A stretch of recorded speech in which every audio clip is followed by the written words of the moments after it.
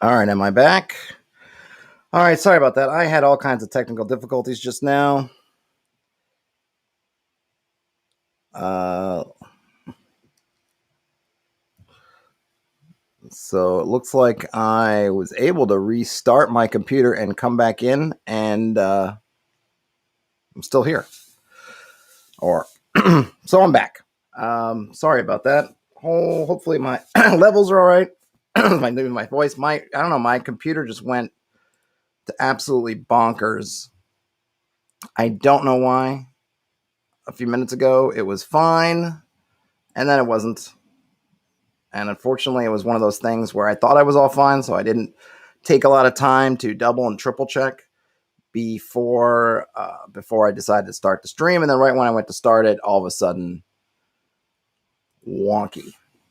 All of a sudden, wonky. But what I wanted to do, now that I am, I believe, fully operational, like a Death Star yet to be destroyed, what I wanted to do was take a look at Barbarians of Lemuria, in particular the some of its character options that it gives, which I think it does in a clever way and a useful way from an OSR perspective. It sort of follows along on my theme of looking at different ways to maybe add a little something to classes without going into full-fledged skill systems or things like that. And since I bring up Barbarians of Lemuria a lot as something that's been kind of inspirational in my thought, I thought I would just go ahead and finally talk about it. I have excuse me, I have a couple of Barbarians of Lemuria books digitally, and at least one of them physically. I forget which one is the physical one that I have. This one, and I put in the video description, which I think shows up just about everywhere. I put a link to this one, which is the Mythic Edition, which I think is the more luxe of the two editions. I don't recall exactly what's different between that. There's Legendary, there's Mythic, and there might be another one. There might even be a free version, but if you follow the one link into drive-through, you can click on the publisher name or do whatever and find the other versions. Somebody let me know which one's later. I have the PDFs for both Legendary and Mythic, but I think Mythic is like I said, the more luxe one. I'm not going to go through all. I'm not going to go, line through everything in the rules. I'm going to try to be laser focused on my topic today. So there are a couple things I want to see. We're looking at the table of contents now. I've got boons and flaws, and then I want to look also at the careers, and maybe a little bit in the heroic beginnings, because I think there's some interesting things in there. So let's start with boons and flaws. So I'm just going to read their description. Boons are advantageous traits and flaws are disadvantageous ones. Your character has at least one boon and can have more if they take some flaws too. The first boon and flaw available to you both depend on where you are from. And then we can go into the lands of origin. So not dissimilar, as I'm reaching across to the stuff that was in. If you missed my stream yesterday, you could check it out on YouTube. What we talked about in the character kits, which are like these, right? They had what they called it were essentially benefits and hindrances. So we have boons and flaws. Pretty much, they're the same. Excuse me, they're the same thing, kind of, right? Different terms. But what I like about here, what they do, which appeals to me from a world building perspective, is this idea that there's going to be that there's going to be at least one boon and one flaw are going to come from where you're from, right? They're going to arise from your heritage and your culture. And this is a great way to if you're building your own homebrew world, this is a great way to take that stuff and service it to your players in a way that's mechanical. So if you have, I don't know, right, you have dwarves of the Lonely Mountain, you could think about, well, what makes this dwarvish culture different from other dwarvish cultures? And then not just in terms of just simply role playing, but that you can turn those into actionable bits. That if one or more of your players are interested in playing a dwarf from the Lonely Mountain, then they can engage with those in a way that's not just meaningful role playing sense, but has actually some kind of mechanical teeth. But again, going back to what I was talking about yesterday, what I love about all these systems is they don't add a ton of crunch. We can get into kind of the stuff that they talk about, but I think these are ways you can add a lot of possibility without adding a lot of overhead, and that appeals to me. So we're going to skip over Lifeblood, which is essentially their version of hit points. So here we have Heroic Beginnings. And first we have Origins. Where you were born will provide certain features or characteristics that are common for the peoples of that city or place. Saying that the Sartarlans are arrogant or Valgardians are uncouth is a generalization, but does have some basis in reality. A great many people and heroes go through their entire lives being remembered simply because of their original birthplace, as in Sharangara of Umis. Or we could talk about Conan of Samaria, or we could talk about Legolas of the Woodland Realm, or we could talk about Frodo and Bilbo and the hobbits of the Shire. So this idea that you have this place, and potentially you could talk about your heritage from your genetics as well. If there are multiple creatures that live in a certain area, each one of those could be kind of its own culture within a larger region. Or you might talk about, I don't know, coming from the Shire as opposed to, I'm not sure, whatever, Bree maybe, which is geographically close to the Shire, but maybe is distinct as far as a culture goes. You can figure that out however you like. But the idea here is that there's something from that place affects you. Now, it's not so common in OSR games, but obviously, and I think it comes up a lot in especially the sort of optimization things in 5th edition when you get into kind of charges. Me personally, the kind of stuff that I would want to have in these kind of boons and flaws, I don't want to be so amazing that people are trying to say, well, I got to be a hobbit from the Shire because I get to be, twice as good at sneaking or something like that. So at least for me, I would want kind of minor, flavorful, situational things. But of course, if you're just playing for your home game, your players, and if your players are not apt to want to sort of cherry pick the system or try to game the system, then you could do what you want. Or if you know that if you give your players these kind of openings, they are going to try to optimize the heck out of it, then you might want to think more carefully. So let's see what they say about regional traits, and then maybe we can look at least one of the ones they give as an example. So regional traits. Choose a birthplace from those below and select one boon from those listed. You could choose a second boon, which can come from the master list if you prefer, if you also choose a flaw from those listed. If you would rather not take a flaw, then you may use one of your hero points to get a second boon instead. You can choose a third boon by taking another flaw, which can come from the master list or for another hero point.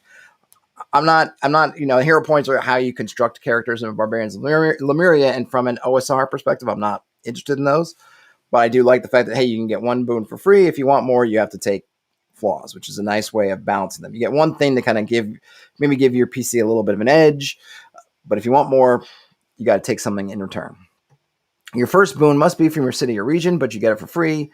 Second boon can come from your career, which is their version of classes, or region. But if you take it, you must take a flaw. And then the third boon can be from the master list, right? So it's interesting too that they kind of open up a funnel, or I guess a reverse funnel, which is first one has to be from your city or region.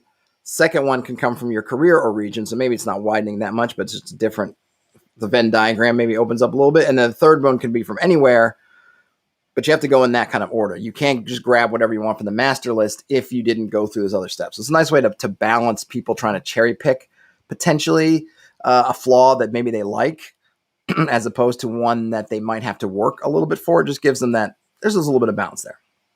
So we get a little more description on boons. Having a boon means that you receive a bonus die. And again, right, this mechanically is tied into Barbarians of Lemuria. So if we were going to use a boon, we'd have to figure out a way to do it if we don't want to have a whole other mechanic for it. This means instead of rolling 2 dice to resolve a task, you roll 3 and drop the lowest, which is not unlike advantage. So we could say that should be in a simple way that if we're rolling a d20 check, we could just get advantage on that, which is fairly strong. Depending, I saw some article on it. I usually say ±5, but it actually can vary a little bit depending on the target and whatever. But if we just say as a general thing, +5 or +5 for advantage and -5 for disadvantage, you're not going to be wrong most of the time. Let's see. Some boons are different. Where this is the case, it is described in the text. Sometimes you will have 2 boons that can be used for the same task.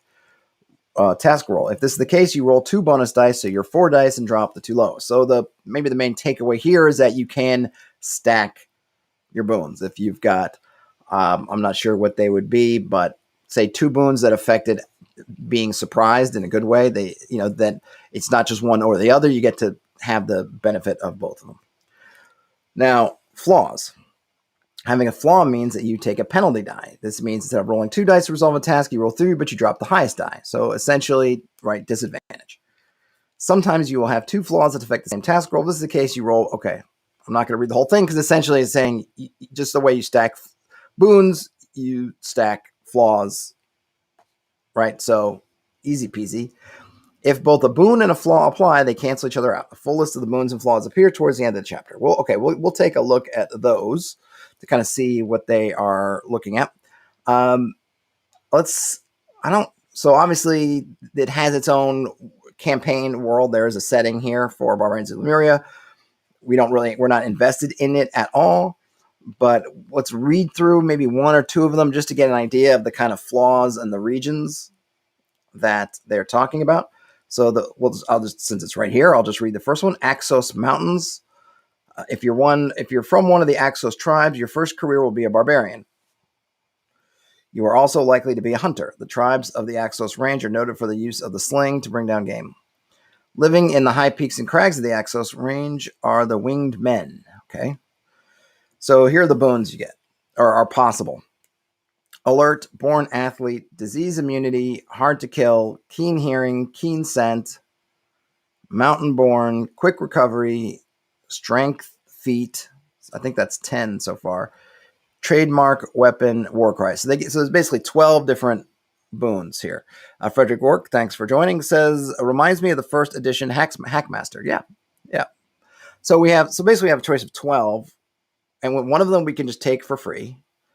But then, if we wanted more than that, then we'd have to start looking at flaws. Or if we were playing Barbarians of Lemuria, we'd have to drop hero points. But assuming that you haven't taken on hero points, if you're doing point buy in your game, you might be able to take that hero point concept and turn it into a point buy concept. I don't usually use point buy for OSR because I feel like with attributes, they are important, but they don't really scale that much, and your class stuff becomes much more important. So I usually just do the 3d6 down the line. I also like the 3d6 down the line because I feel like it gets the players in the sense of, hey, we're going to do the best. We do the best with what we have as opposed to that optimal thing. And then maybe, especially if it is more lethal for them at the beginning, they don't feel so bad because it's if somebody was very flawed, they might feel like, okay, well, this guy only had 2 whatever or 3 whatever. I don't care that much. Let's see. So those are the boons. So a good selection of boons, and then we have the flaws. See, country bumpkin, distrust of sorcery, feels the heat, illiterate, landlubber, and taciturn. So we get 6. So a choice of 12 boons, 6 flaws. We can kind of think of the boons as feats. If we were in 3rd edition or 5th edition, right, as a feat. I think the 5th edition has some kind of concept of a flaw. I don't remember what it is, if they call it a flaw or something else. But there's a lot of choices, and they give us some names. So high amount of choices of these boons, about half as many flaws, but still as number of flaws. I'm not going to go and read through all of these because I don't think it's necessary, since these particular regions it doesn't really just mean anything to us. But you can see that but I guess I will say about these that you can see this covers all these different regions of the world, or at least those that are known and where the PCs could possibly be from. So the idea would be that as your GM, part of your prep for your campaign was you would prepare these different regions and different cultures that are in those regions, and you would set up these lists. So and then of course, when it comes down to making characters, then you can hand these over to your players. And it is right? It's both a way of allowing them to kind of differentiate themselves. It gives them lore on the area. You can put in this paragraph or two. And I like the fact that they're not huge paragraphs. You can say a bit about them. You get some ideas for names. I didn't go into that, they give you male names and female names. So that gives you some stuff. So it's a little bit of like, right, a little bit of that, just almost that backstory, just in all of a sudden saying, hey, I'm from Umis. That already tells you something about your backstory. Also might tell you something about your backstory when you pick a boon. If you were from one of the boons in Umis, is you're a giant friend. Well, that says something about your backstory. Certainly, if you have whatever your flaw is, that says something about your backstory. And then, of course, it also gives you actionable stuff. So we're going to go skip through these. So now we're going to get to the careers. I kept calling them professions, but they're essentially classes. Though you can have more than one of them, right? It's not monolithic in the sense that kind of the classic classes are, right? Where if you're playing BX style, where it's like, hey, you're a fighter and that's your lane and you're just in it, you can bounce around. You can pick up a bunch of different things. And I'm not suggesting necessarily that we go that route with taking BX classes, but kind of looking at it is kind of combining this sort of the BX version of your class with having these different flavors of that class, which I think I talked about yesterday. Again, when I was going through here, was looking at and saying, hey, you're a Viking, your kind of class is a fighter, but in a sense, your flavor of fighter is a Viking. And that Viking attribution or cliche or tag or whatever you want to call it informs a bunch of the stuff like we're talking about here, like your region where you're from might inform a bunch of stuff sort of within that umbrella of being a fighter. Okay, so here's their overview of what they call heroic careers. As mentioned earlier, careers, well, we didn't read earlier, but careers are the key to playing Barbarians of Lemuria. The career path of a hero represents all of his upbringing, training, and experience, and therefore can be used to help determine everything he knows, his skills, his knowledge, his expertise, and his influence. Choose 4 careers for your hero and 4 ranks to allocate between them, with a minimum rank of 0 and a maximum starting rank of 3. These points cannot be used elsewhere. Advancement points. I think that's kind of your experience points, essentially. So in Barbarians of Lemuria's case, they are taking, if you want to think of it, sort of I would call it the Conan model, whereas if you ever read Conan stories, or certainly if you've read multiple Conan stories, he takes on a number of different careers. He is not just one thing. He is a burglar. He is a soldier. He is a pirate, right? All throughout his career, he's picking up these various things and they feed into his overall experience. This is kind of what Barbarians of Lemuria is referring to. You're not just a single thing. You're not just a fighter, right? In the same way that when you think of Dungeons and Dragons and the classic OSR, where it's like, hey, you're all adventurers, but you're kind of different flavors of adventurer. This is saying that kind of that same thing, but you're saying, hey, we're all adventurers, but you have these different buckets that you've put your time and energy into, and they can all help you in your adventuring career. When you're playing Barbarians of Lemuria, you aren't really going on a career path. You're not saying, well, I'm a soldier, so I'm going to go fight in the army. No, you're kind of like Conan. The adventure may pick up when you're off duty. It may pick up after a battle, whatever it is, but you're adventuring. But the stuff you've been doing when you're not adventuring makes up your careers, right? So in that way, it's a little bit different than your class, which is all about what you sort of, if you think about it, at least when you're looking at classes as those kind of archetypes, it's kind of like how you approach things in the adventure. Careers is kind of like the sum of all your experience, basically when you're not adventuring. And then, of course, you're bringing that to bear in the adventure. So some things the same, some things a little bit different. Okay, so we had these careers. I'm going to skip over choosing your careers, or I guess I'll read a little bit of it in case it's helpful. Choosing the 4 careers gives you an immediate handle on your character. A high rank in a career could mean that you spent a long period following that career path. A rank of 0 could mean only a short spell in or just an affinity for the career. The careers give a general knowledge of anything to do with the career, such as who would hold high positions within the profession, where to find the guilds and who heads them, skills and abilities that members of the profession should have, as well as helping the hero obtain employment in the career. Some careers improve your chance to gain followers, others help on the battlefield. Note that there are no individual skills such in this game. The skills and abilities set out for each career aren't exhaustive and are intended only as a guide to how that career should help you. The careers provide some crossover of abilities. If a player has two careers that could be used in a situation, it's up to GM whether to allow both career ranks to be added to the task or whether to simply take the higher of the two ranks. If you can convince the GM that your career could be helpful in other areas, explain why or how, and the GM may agree and give you a bonus. So similar things we talked about with the skills and powers when we looked at this, as far as I don't know why I'm spacing on names, as far as the kits, right? You might say, hey, I'm a Viking, and you have a conversation with your GM about what being a Viking entails and what kind of knowledge you have as a Viking. And of course, we may all have different ideas, especially if we're creating our own careers or whatever term we want to use for this. So yes, if I say, hey, you're an archer of the woodland realm, if you don't have an understanding of what the heck that really means, then I will explain it to you. If I say you're a ranger of the Dunedain, maybe we have slightly different ideas of what a ranger is, of a Dunedain would be. We talk about it, hash it out. But when problems come up, we're going to say, hey, can I use my ranger of the Dunedain ability to determine what kind of animal made these tracks in the mud? And I would say, yeah, sure. And then maybe have you roll, maybe have you not roll. But essentially, that's how you play it. So why would this necessarily be additive to your fighter, cleric, magic user thing and your classes? To me, it's about getting away from the genericness of those classes, but not adding tons of work.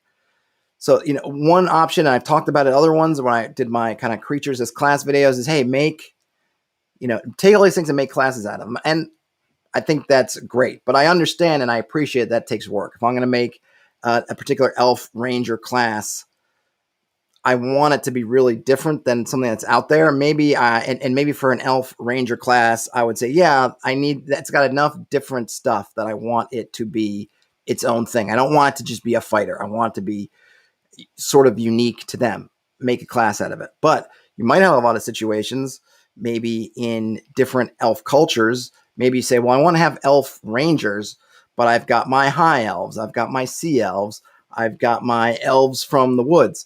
And I don't want to make a new class for all of them, but I want to have some way of differentiating them. They're not way, way different. They're not that different, but they're different enough. Having these different things of saying, okay, you guys are all elf rangers, but you're from the woodland realm. So you have these things that are good. This kind of stuff, but you have this particular thing that might be a detriment to you. Hey, you're an elf from the coast. Same thing, but you're going to have your own set of things you want, your own set of things that maybe work against you a little bit. And same for you high elves who live, I don't know, somewhere in the, I'm trying to think in non-Tolkien terms, somewhere in the mountains, because you're high off the ground. I don't know, whatever it might be. Those are your ways of differentiating. So it's a way, in a sense, maybe the thing I'm trying to figure out is bridge that gap between, hey, you get enough separateness between things, like, yeah, make your own class for it, right? There's some point you cross where you go, there's so much different that it should be its own thing. But if not, here's a way to do it. And I think it most often comes up with humans, right? But it doesn't have to be just humans. It can happen, like I just was going through elves, I could do the same thing with dwarves. I could do the same things with goblins or orcs or kobolds, whoever. Certainly, I think with humans, we can think about all the different things. We say, hey, you guys are all fighters. Like I would say, hey, samurai and knights are probably close enough to each other. And again, it is not a simulation, but just for game purposes, I might say, hey, samurai, knights, you're both fighters. And then within there, I'll say, okay, because you're a samurai type of fighter, here are a couple things that are different for you. Because you're a knight type of fighter, here are a couple different things for you. Same thing maybe with archers, right? You could say, well, longbowmen and horse archers and maybe crossbowmen. Okay, you have these things in common. You have these things that are different. Instead of making a class for each one of them, I'm going to say, yeah, we just have one archer. But then, I'll break that up. Or you could even say, again, they're fighters, but they're different, right? So these are all ways of hopefully adding a bunch of what seems like a lot of options and a lot of ground, but without adding a ton of stuff. And I really like having classes in some way, if we can figure it out, to bundle up skills without having skill lists. And one of the things that that these careers do, the same thing that the kits do when we went over the cliches in Risis or Reese's, the same things they do is they give you the sense of we're using these classes to basically some way model the fact that you have certain skills without having a bunch of skills. And D&D does this, right? Fighters have skills. It's all weapon. It's all in their weapon, all the weapons they can use, all the armor they can wear. But just that outside of that, there's nothing else that's associated with them. We don't think, well, you're a fighter, so you know the laws of chivalry or something. No, we don't. There's no assumptions made because it's so generic. You're just a fighter. So I think part of what I'm trying to do and hopefully come out of this is a way to sort of leverage some of these more flavorful things to undo or reduce some of the generic nature of the basic classes, but do so in a way that's very efficient, if that makes sense. Okay, so let's look at their career path example. Daggle was born into a family of traders from Umis, and this naturally led him into a life of buying and selling, so he has merchant too. This lifestyle led him to the sea trade and introductions to several sea captains in Parsul. Before long, he was sailing to far-off lands and learning the essential skills of a seaman. So now he gets sailor, but only 0. So 0 is like you have a little affinity for it, but you're not, you don't have a lot of experience. Or you might have no experience at all, but just kind of a natural, I just said affinity, kind of like maybe a little natural talent for it. On one particular voyage several years ago, pirates attacked Daggle's ship. The crew was captured and sold into slavery. He has one enslaved. Daggle's new mistress was the witch queen Methin Sar herself, and during his enslavement and until his escape, he used every opportunity to learn the secrets of that great sorceress until he could perform basic enchantments himself. Magician 1. So you can see they've basically taken this concept of building out this person's backstory, but each one of those segments of the backstory has a mechanical effect on that character. He didn't just go through some stuff. That stuff actually affects them in some way. And of course, with all these careers, it's all beneficial. It's not he has he was a slave, so he's scarred and now his charisma is reduced by 2. We're just concentrating on what did they learn, what did they pick up on their travels. And to me, this is a great way of kickstarting or getting backstories going, but in a nice, concise way. Like, hey, we got a couple things. This is what you were born into. Maybe this is what you did for the first part of your life. Maybe something in the second part of your life. And then, whatever happened and now adventuring right now, that's next until maybe you pick up more stuff down the line. So I really like that. And given that we're pulling this out, we could decide whether our game, how much experience these guys have prior to starting adventuring. So maybe we just say, hey, you have one profession. The thing we're starting off as young kids or young adults. So we say not young kids, but teenagers or folks on just beginning adulthood. So we say, okay, I could say as a GM saying, okay, you guys were all one thing and you could pick one or you can roll for it. Then you're going to have something that happened to you that set you on the adventuring path with these other characters. So I can roll for you. You could pick one. Then we'll talk through, well, what happened? If we want to take this guy as an example, maybe you would say, okay, Daggle, what happened? Hey, you were born into a family of traders. We're just going to have like one. So, but then you were on a trading mission. Your ship was attacked. You washed up on shore, far from home and penniless. So now you're adventuring, and maybe you ran into the other folks somewhere from there and fell into their company, right? Boom, boom, simple. Not only do they have a nice, concise backstory with even a potential character goal, if they want to be like, hey, my character goal is to make it back to Umis, that could be something, but they're all set. And for me as a GM, that's like really all I need, right? I don't need or want a ton, but bam, that's great. So we can go through some of these. I don't know if we really need to. These kinds of careers are really all about, it's that tacit world building again. What careers are out there tell you a lot about the world. If alchemy is not a thing in your world, you're not going to have alchemists. If you do have alchemists in the world, you were saying that alchemical, the makings of potions, whatever, is a doable thing. So these are all sorts of decisions you'll want to make taking whatever master list of careers or starting just from a blank page, you'll want to look at and say, okay, what are the kind of doable things that players can be? And as we saw in that example, things like being a slave, not that you want to necessarily be one or not that slavery is good or anything, because obviously it is terrible, but you can learn certain things. You can gain certain skills through that experience. So it doesn't always have to be positive things. So I'm just going to go down and we can just talk about which ones they have without really reading all through it, just because these things, like I said, they give the flavor of the world, and we would want to come up with our own list that give the flavor to our world. So they have alchemists, assassins, barbarians, beastmasters, and you'll notice already some of these are similar to the kits. We had what they call animal master in here, which read very much like a beastmaster, and here they have an actual beastmaster. Beggar, right? Not something you want to be, but something that you might learn from. Blacksmith, a dancer, an executioner, farmer, a gladiator, a hunter, a magician, a merchant, a mercenary, a minstrel, a noble, a physician, a priest, a sailor, a scribe, sky pilot, because they have some kind of sky machines, slave, soldier, temptress, thief, worker. All right. Those are their lists. And you can see that most of them are, they're your jobs. Some of them are, forced jobs.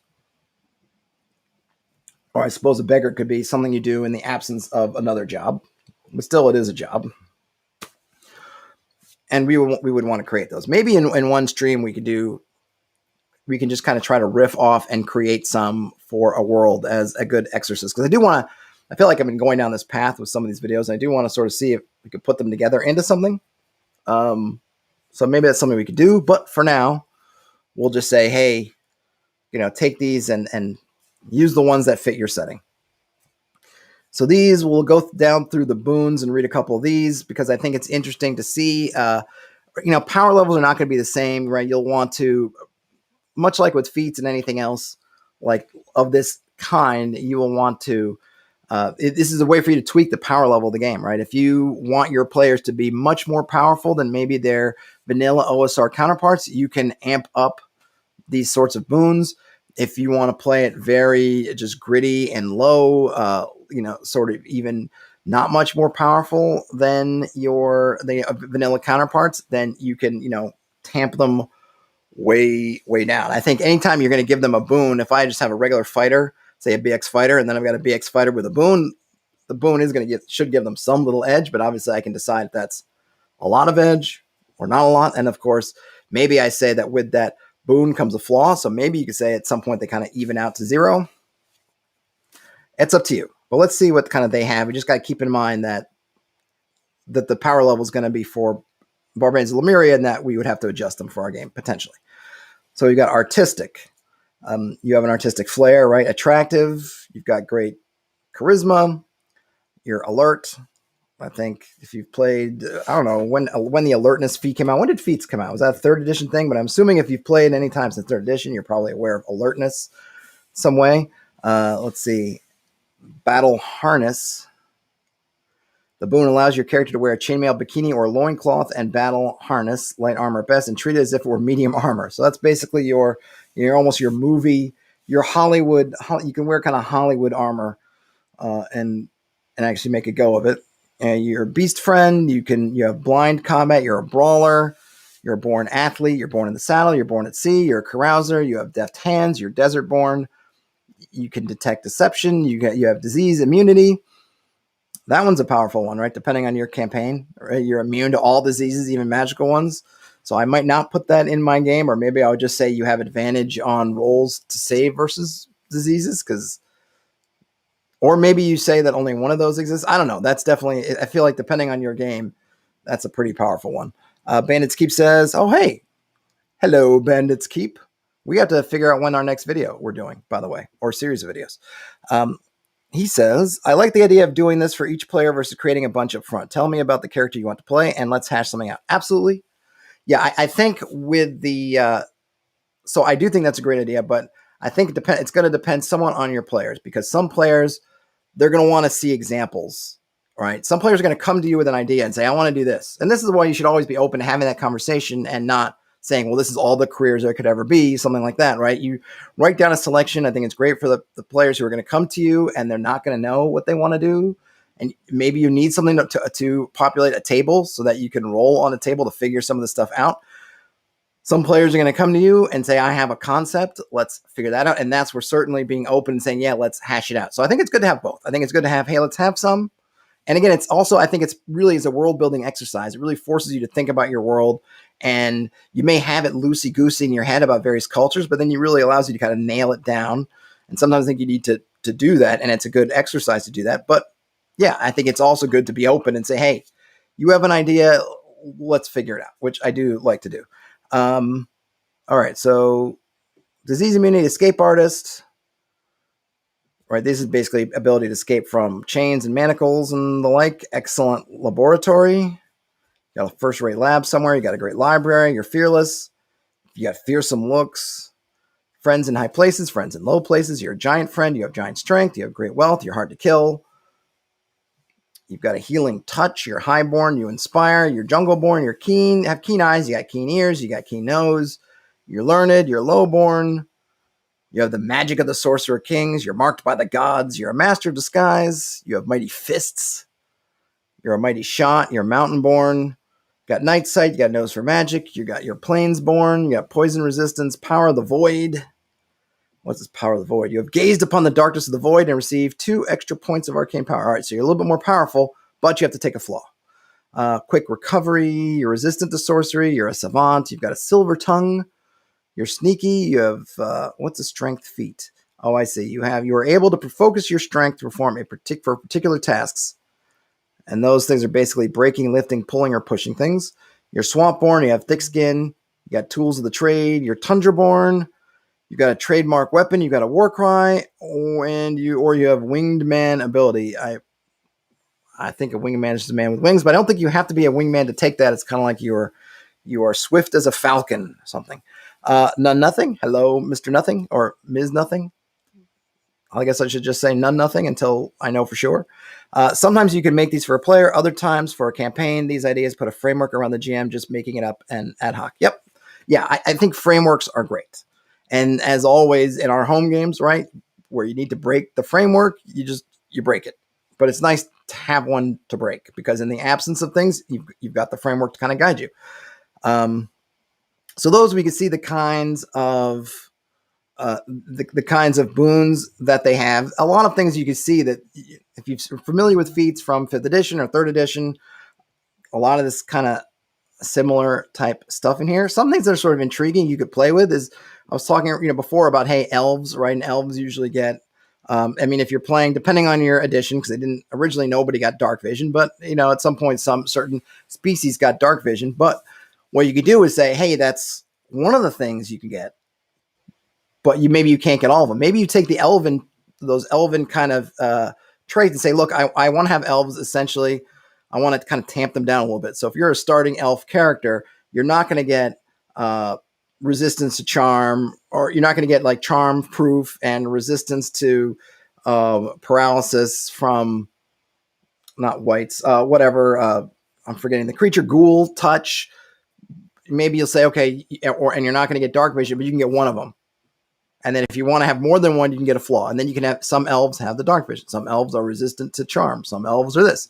So, you can use this as a way of balancing if you feel like you want to do separate creature type from class and you feel like the elf creature type gives you maybe more things than you want. This is a way for you to just kind of throw that out there and give access to other people. Maybe there's a human, but this human lived in a tribe that lived underground in caves and they've picked up some kind of low light vision or dark vision. They can get it too, and they don't have to be an elf if they don't want to be. So let's get into the flaws. Oh, we got another one. All right, this one, this is nothing again. Hexed Press and Band's Keep. I'm a big fan of both of you. I like seeing RPG channels that aren't how to build the best bard. Well, I appreciate that. I'm sure Mr. Keep appreciates that too.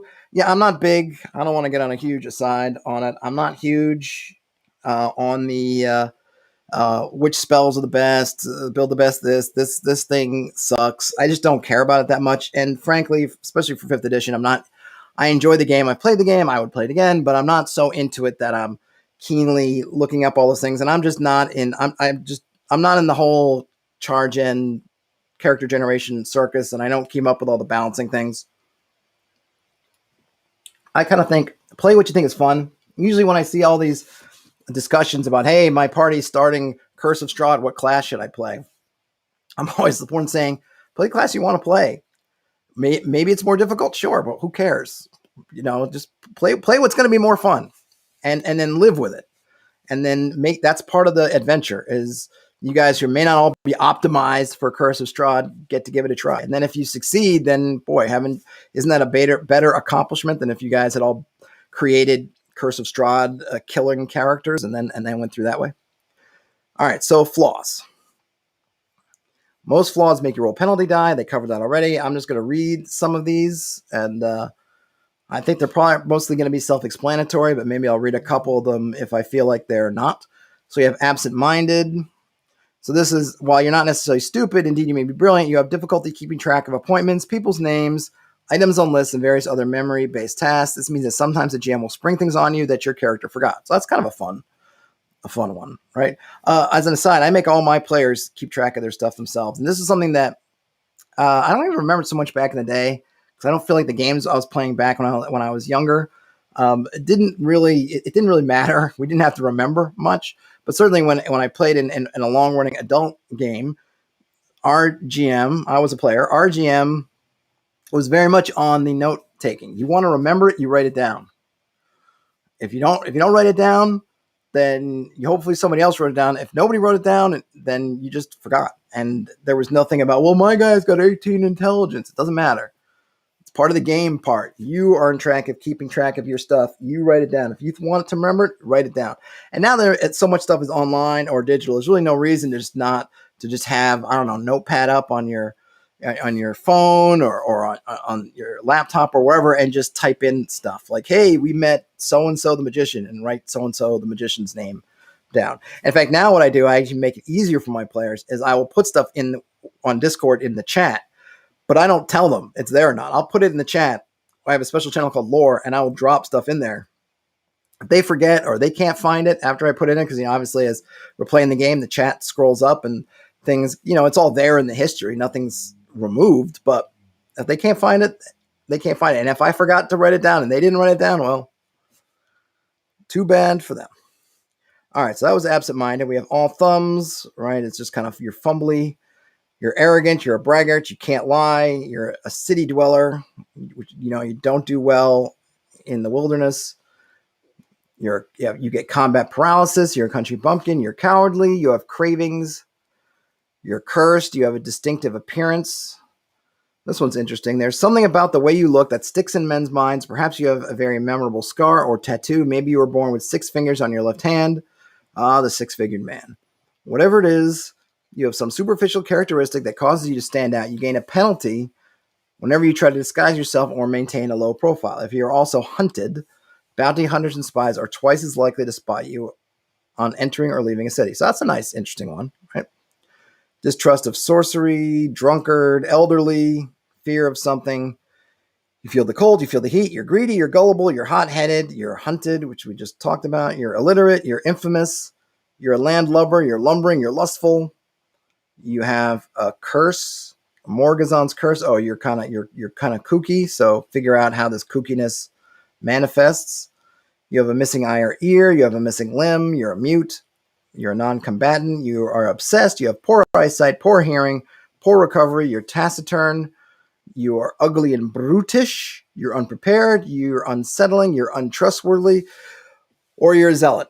Whew. So there was a big list of those, and I think we can see kind of the things that they're getting at. Some of them are going to be more powerful in a way than others, but clearly depending, they're all somewhat situational. We could probably figure out, this is where I like to think of use the dice to help us. So imagine if on that critical failure, right, you roll a 1. I don't usually do much when you roll a 1. Maybe I might role play or ask the player to role play something particularly, a spectacular in their failure. Maybe I'll move up some clocks. If there's any ticking clocks or any threats, I might move them up. But one thing you can do is, hey, if you roll that one, then sometime between, maybe I get a little tick mark in my book. And that gives me, and one of those tick marks is one time I can pull out one of your flaws and do so at a time that's going to be most impactful to you. So, for example, if we go back and say, what's one of them? Let's see. No, that's the all thumbs, right? So, for example, your combat's coming, you rolled a 1. In the moment, nothing really terrible happens. But then I can say, okay, I've got a mark on you, on that PC. So then sometime later, and I could have pulled it out at that time, but I don't. So I know they have the all thumbs, which means they can kind of fumble at stuff. So maybe there's something important they're carrying. Suddenly, I can force them to roll a dexterity, some kind of save. I don't know what, maybe Dragon's Breath or something, whatever. Pick a save or make them roll a dexterity check or something else.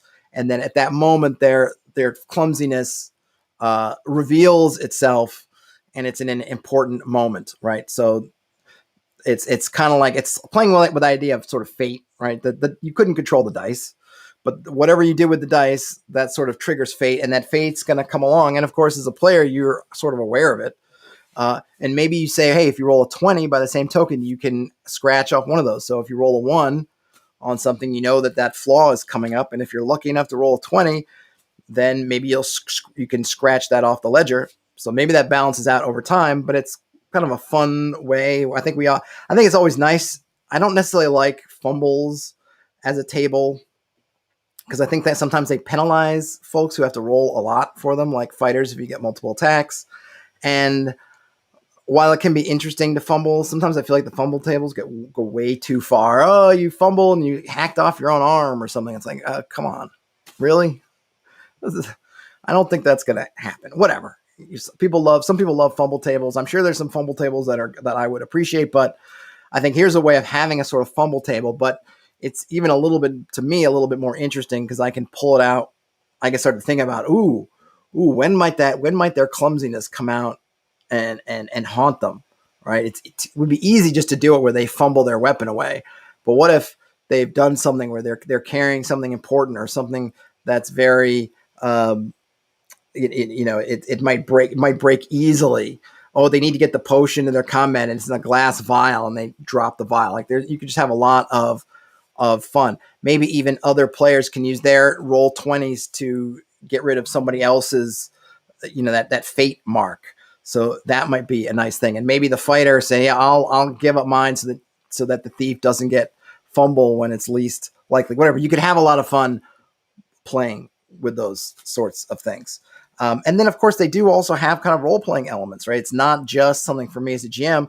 The player can role-play the fact that they are sort of fumbly. The city dweller can role-play that they don't trust the wilderness and that they feel a lot more comfortable in cities, so on and so forth. So it's not just a gotcha to pull out. It's another way of building in more backstory, telling the player and the GM more things about that character in a very succinct way that isn't just role-playing it. It has some mechanics. I think from an OSR perspective, we just want to figure out, since we don't have a mechanic for it straight away, figure out, well, what mechanic do we want to use? And that's just one idea I had.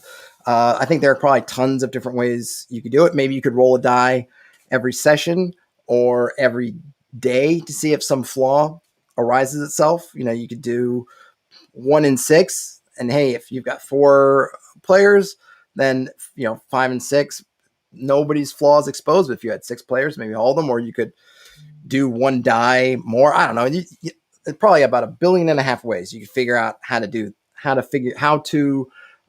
bring these into play. But I think they're nice to have. So we've got languages. I think that's it from Barbarians of Lemuria. We've got gear. Let me go back to this. I'll go back to the table of contents. Just let's zip. Oh, look at that! Going back to the pages. I don't think there's too far. I don't think there's anything from here else that I want to get into right now. I really like Barbarians of Lemuria as a game. I would say if you haven't checked it out, check it out sometime.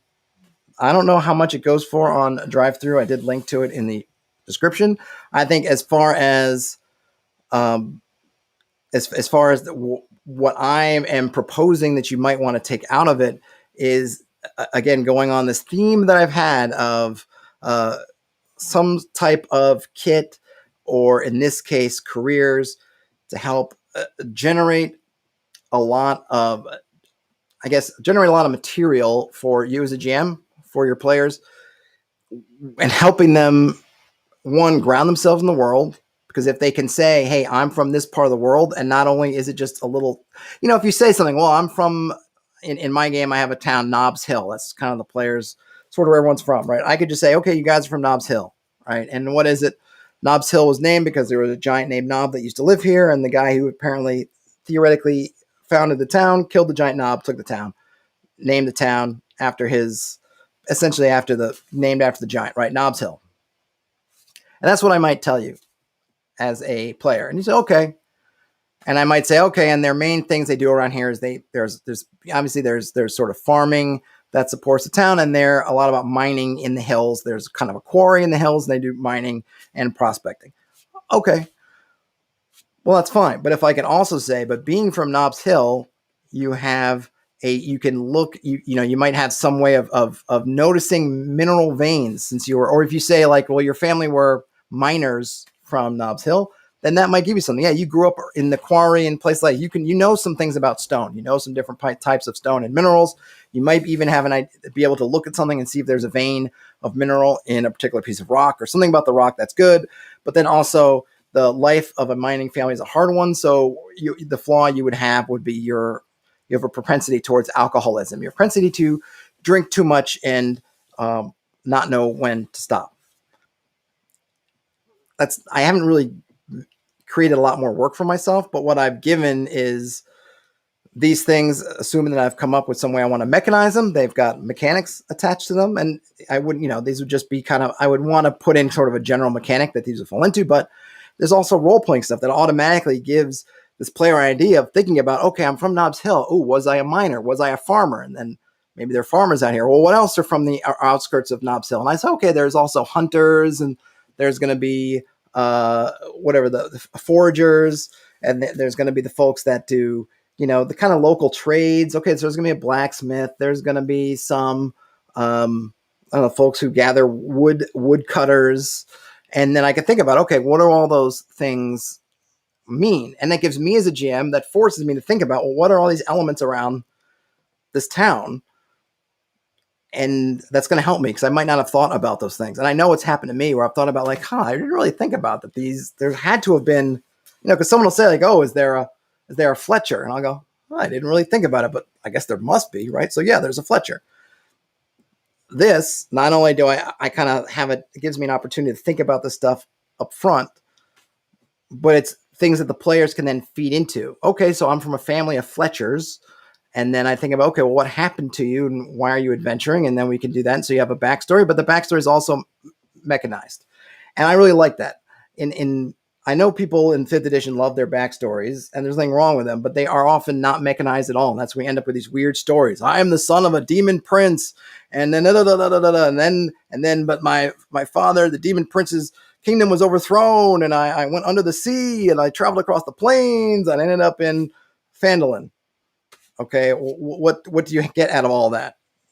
Nothing, right? Or you have the expectation clash where the player's thinking, well, I have all this stuff because I was the son of a demon prince. I went to the sea and I traveled across the plains, and the GM's going, no, you're just in Phandalin, you whatever, right?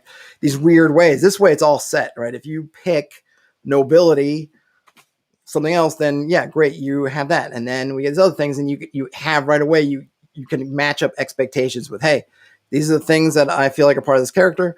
This is how they affect the story. And by the way, even if ultimately my class is just a vanilla fighter, I've got a lot more to work with than simply I'm just a fighter.